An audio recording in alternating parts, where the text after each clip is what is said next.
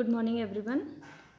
मैं प्रियंका नामा, assistant professor in computer science, SRP government college Bandikui से। आज के इस लेक्चर में हम बात करेंगे IP एड्रेसिंग के बारे में। कंप्यूटर नेटवर्क्स में जितने भी डिवाइसेस हैं या नोड्स जिनको हम बोलते हैं, हर एक नोड का अगर उसे इंटरनेट एक्सेस करना है तो हर एक नोड का एक यूनिक एड्रेस होता है। उस यूनिक एड्रेस को हम IP एड्रेस के नाम से भी जानते हैं। जैसा कि हम अपनी जनरल लाइफ में देखते हैं कि अगर हमें कोई चीज़ एक जगह से दूसरी जगह पर भेजनी है तो उसमें हम सेंडर का एड्रेस और रिसीवर का एड्रेस लिखते हैं। जब तक रिसीवर का एड्रेस हम उसमें नहीं लिखेंगे तब तक वो चीज़ उसके डेस्टिन एड्रेस पर नहीं पहुंच सकती। उसी प्रकार से कंप्यूटर नेटवर्क्स में भी अगर हमें कोई डेटा एक नोड से दूसरे नोड पर भेजना है तो अगर रिसीविंग नोड का एड्रेस उसमें नहीं होगा, उसके साथ अटैच नहीं होगा डेटा के साथ, तो वो डेटा उसके डेस्टिन लोकेशन पर नहीं पहुंच पाएगा।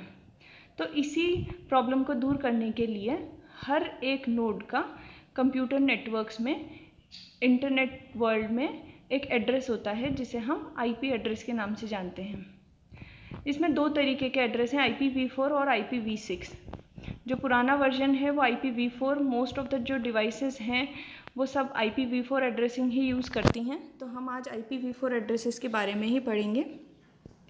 यह IPv4 एड्रेस जो है वो 32 बिट लॉन्ग होता है। जैसा हम जानते हैं कि कंप्यूटर में हर एक चीज़ बिट्स की फॉर्म में ही मेजर होती है, तो 0 या 1 दो ही फॉर्म है जो एक बिट ले सकती हैं। तो इसमें 32 बिट्स जो हैं वो IP एड्रेसेस के लिए डिसाइडेड हैं। जनरली समझने के लिए हम इसे 4 डेसिमल नंबर में लिखते हैं। तो 4 डेसिमल नंबर्स में इसको डिवाइड करने के लिए हम उसे 8 बिट के ग्रुप में डिवाइड करते हैं, जिन्हें हम ऑक्टेट भी बोलते हैं। ये दो तरीके से रिप्रेजेंट कर सकते हैं, या तो डेसिमल फॉर्म में, जैसा कि हम इस एग्जांपल में देख पा रहे हैं कि 137.207.192.003, या फिर हेक्साडेसिमल फॉर्म में जैसे 89CFC003। हर एक IP एड्रेस के अंदर एक नेटवर्क पार्ट होता है और होस्ट पार्ट होता है। जितनी बिट्स नेटवर्क पार्ट के लिए और होस्ट पार्ट के लिए रिजर्व्ड हैं, उसी अकॉर्डिंग उस IP एड्रेस की क्लास डिफाइंड होती हैं। IPv4 एड्रेसेस में मेनली 5 क्लासेस हैं, class A, class B, class C, class D और क्लास E। क्लास D और E जो हैं वह जनरली उपयोग में नहीं आती हैं। क्लास D मल्टीकास्टिंग के लिए रिजर्व्ड होती हैं और क्लास E को नॉर्मल किसी कुछ इम्पोर्टेंट कार्यों के लिए रिजर्व किया गया है। तो जनरली जो क्लासेस यूज़ होती हैं एड्रेसिंग के लिए वो है क्लास A, क्लास B और क्लास C। इनका सारी क्लासेस के एड्रेसेस का अलग अलग फॉर्मेट होता है, जिसकी मदद से हम किसी भी एड्रेस को देखते ही पहचान सकते हैं कि ये किस क्लास का एड्रेस है। जैसे हम मेनली क्लास A, B और C के बारे में ही पढ़ेंगे क्योंकि यही वाइडली यूज़ होती हैं। तो जैसा कि मैंने बताया था कि हर एक IP एड्रेस की 32 बिट्स को डिफरेंट ऑक्टेट्स में डिवाइड करते हैं और उन ऑक्टेट्स को फिर नेटवर्क एड्रेस और होस्ट एड्रेस में फर्दर डिवाइड किया जाता है। तो अगर हम क्लास A एड्रेस की बात करें तो क्लास A एड्रेस में जो फर्स्ट ऑक्टेट है, यानी कि फर्स्ट 8 बिट्स हैं, उन्हें हम नेटवर्क एड्रेस के लिए रिजर्व करके रखते हैं। बाकी जो 24 बिट्स बचती हैं उन्हें हम होस्ट एड्रेस के लिए यूज़ करते हैं।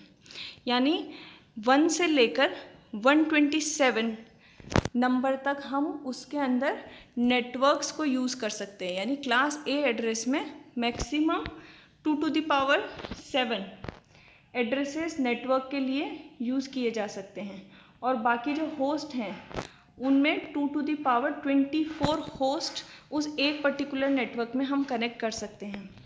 दूसरा क्लास टाइप है क्लास B। क्लास B में जो नेटवर्क एड्रेस है वह नेटवर्क एड्रेस 2 ऑक्टेट्स का होता है। उसमें फर्स्ट ऑक्टेट और सेकंड ऑक्टेट दोनों नेटवर्क के लिए रिजर्व्ड होते हैं। बाकी थर्ड ऑक्टेट और फोर्थ ऑक्टेट होस्ट एड्रेसेस के लिए रिजर्व होते हैं।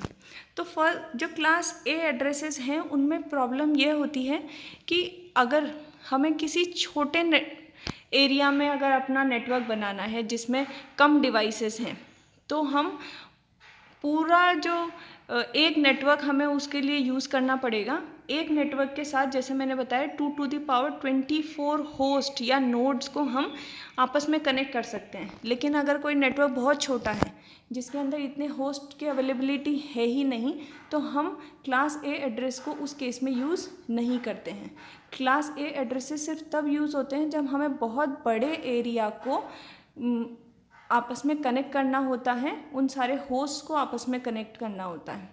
तो अगर मिड साइज़ वाले कोई ऑर्गेनाइजेशन है जिसमें हमें कंप्यूटर्स को आपस में कनेक्ट करना है, तो उसमें हम जाते हैं क्लास बी एड्रेसेस की तरफ, क्योंकि क्लास बी एड्रेसेस में हमारे पास नंबर ऑफ़ नेटवर्क्स भी बढ़ जाते हैं और नंबर ऑफ़ होस्ट जो है वो कम हो जाते हैं रिक्वायरमेंट के अकॉर्डिंग। जैसे इसमें 2 ऑक्टेट्स अगर नेटवर्क एड्रेस के लिए रिजर्व्ड हैं, तो 2⁻16 नेटवर्क्स हम उस आईपी एड्रेस में बना सकते हैं, उस क्लास में बना सकते हैं, और 2⁻16 ही हम उस एक पर्टिकुलर नेटवर्क के अंदर इतने होस्ट्स को आपस में कनेक्ट कर सकते हैं।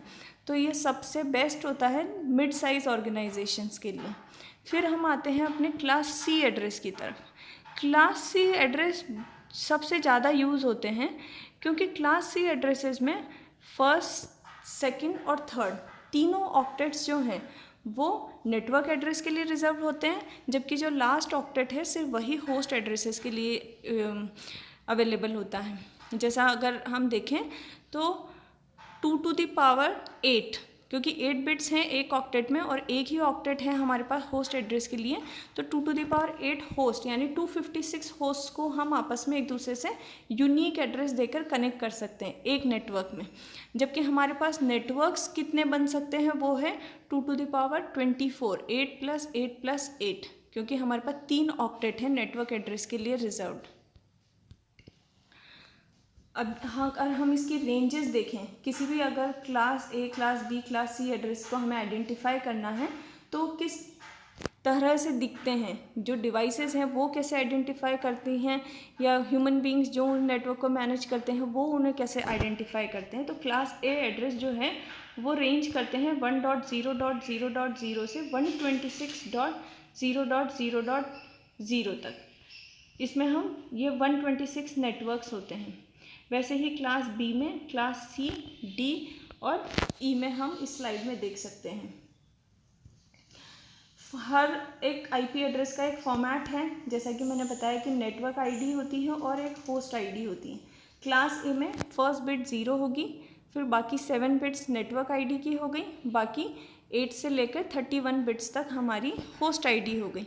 वैसे ही क्लास बी में 1 और 0 बिट रिजर्व हो जाती हैं, बाकी 2 ऑक्टेट्स में जितने बिट्स बची वो सारी नेटवर्क आईडी में, और पूरी लास्ट के 3rd और 4 ऑक्टेट होस्ट आईडी के लिए। वैसे ही क्लास सी, क्लास डी और क्लास ई में एड्रेसेस का फॉर्मेट होता है। अब हम एग्जांपल के लिए अगर देखें आईपी एड्रेस को, क्योंकि कंप्यूटर से 10 की भाषा ही समझता है, तो एक्चुअली में जो एड्रेस है उसका जो फर्स्ट लाइन में हमें विजिबल है, जो 1 और 0 में लिखा हुआ है किसी पर्टिकुलर नोड का, वो आईपी एड्रेस है।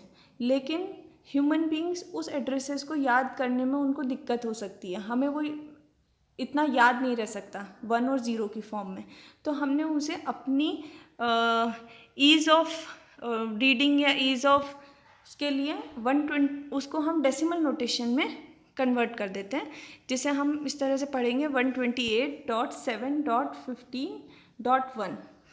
जैसा मैंने बताया था कि हर एक क्लास का एक स्टार्टिंग एड्रेस है, जहाँ से जैसे हम पिछली स्लाइड में देखा कि 128 से लेकर क्लास बी एड्रेस से स्टार्ट होते हैं, तो हम इस एड्रेस को देखकर ही पहचान सकते हैं कि ये क्लास सी का एड्रेस है।